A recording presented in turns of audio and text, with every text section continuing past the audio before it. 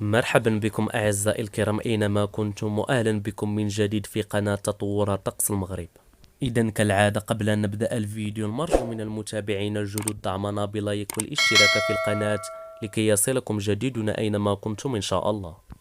قبل أن نمر للمناطق المعنية بالعواصف الرعدية المحلية والقوية لهذا اليوم كما صدر قبل قليل في نشرة هامة، سنحلل في الأول صورة الساتي التي أخذت قبل قليل.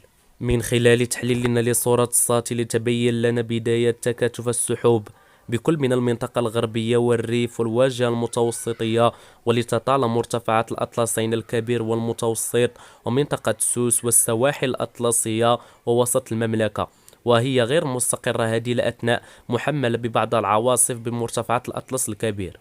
وفيما ستبقى الأجواء غائمة من السحب العليا بالجنوب الشرقي والهضاب العليا الشرقية مع سماء صافية إلى قليلة السحب بباقي جهات المملكة، هذا مع هبوب رياح محليا معتدلة ستهم الهضاب العليا الشرقية وبعض السفوح الجنوبية.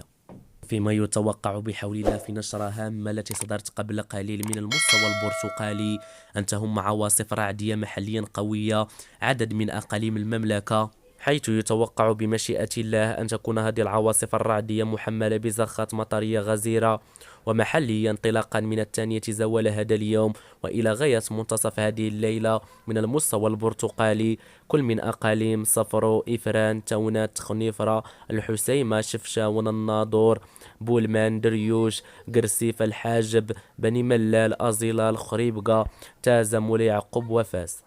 ولتكون هذه العواصف الرعدية معتدلة إلى ضعيفة بحول الله حسب المناطق في نفس المدة بكل من مناطق جرادة، وجدة، أنقاد، تورير، تبركان، ميدل، تنغير، ورزازات، الحوز والفقيه بن صالح، وهذا راجع لتدفق رطوبة عالية في مختلف طبقات الجو مما يسمح لتكون السريع للسحب الغير مستقرة لا سيما بالمرتفعات. إذن أعزائي الكرام كانت هذه هي المناطق المعنية بالعواصف الرعدية خلال هذا المساء والليلة المقبلة كما صدر قبل قليل في النشرة الهامة، ويبقى العلم عند الله عز وجل. كونوا في الموعد وإلى اللقاء.